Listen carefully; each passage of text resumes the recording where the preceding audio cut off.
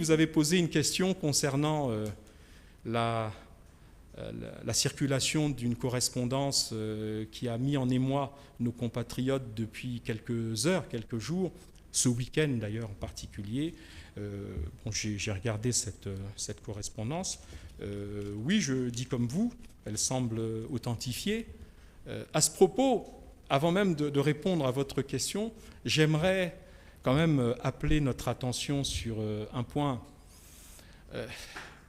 Je ne sais pas s'il existe encore un secret, une gestion de l'État qui soit à l'abri justement des réseaux sociaux et de cette frénésie de nos compatriotes à tout mettre en ligne, et parfois même en mettant en ligne en ne comprenant même pas le courrier qui est très technique, vous l'avez lu, en ne comprenant pas forcément même la signification du courrier qu'ils mettent en ligne. On met en ligne parce qu'on sent que, comme on n'aime pas le gouvernement, pour l'essentiel, bon, ça va le mettre en difficulté, on met en ligne. Et si on demande aux gens qui ont mis en ligne, qui ont relayé, au point où ça devient transféré de nombreuses fois, mais le courrier, il dit quoi? C'est quoi? C'est dit que quand tu le transfères à un ami, à une connaissance, quel est le sens du courrier lui-même? Il dit quoi? Ah non, mais bon, le gouvernement s'est raté, le gouvernement a mal agi, et c'est pour ça que ce courrier est mis en ligne. Bon.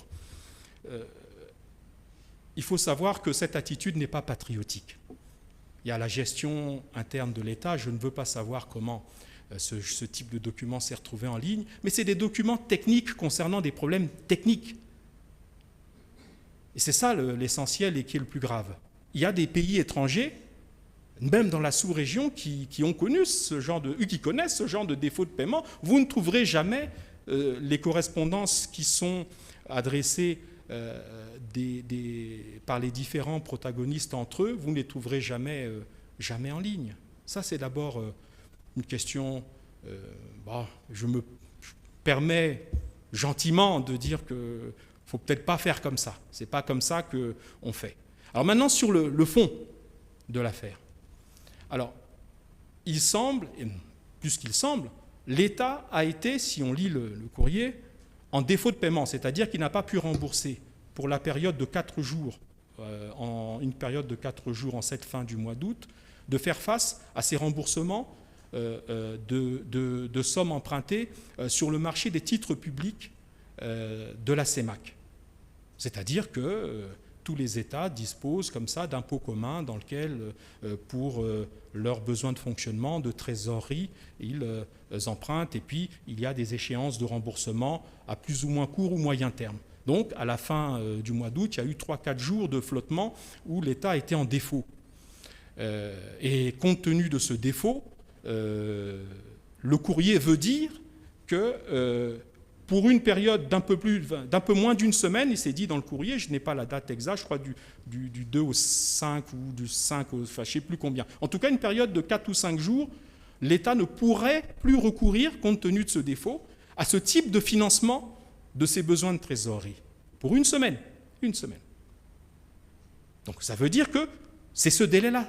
Ça ne veut pas dire que c'est dans 6 mois, l'État ne pourra plus, dans 1 mois, l'État ne pourra plus. C'est sur une période d'une semaine. Et le directeur général du Trésor informe le ministre de l'Économie et des Finances de cette situation et l'invite à utiliser d'autres moyens de financement alternatifs qui existent et qui sont aussi tout à fait aussi utilisés par les pouvoirs publics chez nous comme dans les autres pays voisins de la CEMAC.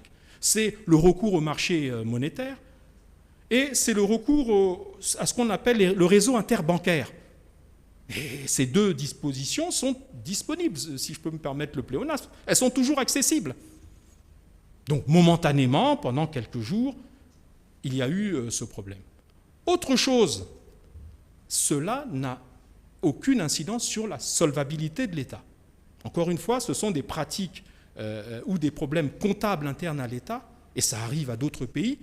La seule nuance, c'est que chez nous, on a parfois des gens qui manquent d'esprit de responsabilité et de patriotisme, et ils mettent ce genre de courrier de manière irresponsable en ligne.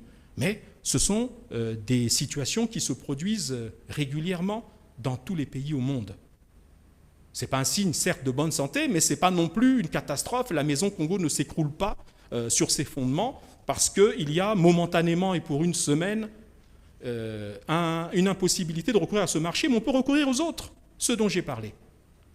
Le réseau système monétaire, le réseau monétaire et puis les banques. Voilà. Alors, il faut savoir que, comme vous le savez également, le gouvernement est dans une situation qui consiste à gérer le programme avec le Fonds monétaire et tous les partenaires multilatéraux.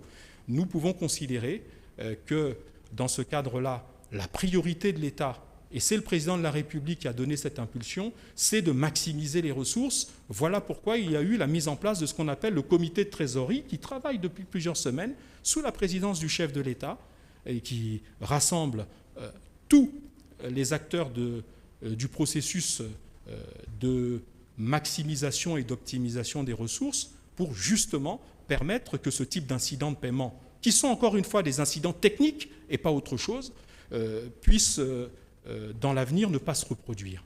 Donc je le répète, incident technique, incident momentané, impossibilité de recourir à ce marché pour une semaine, ce n'est pas la fin du monde, et autres financements alternatifs disponibles. Et enfin, pour éviter dans l'avenir ce type d'incident, la mise en place par le président de la République du comité de trésorerie qui permet, ce comité, d'assurer une rationalisation des ressources disponibles, qui permet d'assurer, et vous l'avez vu là également, j'anticipe sur une éventuelle question, que le ministre du Budget s'est vu confier une mission précise pour ce qui concerne l'optimisation de la ressource fiscale et douanière.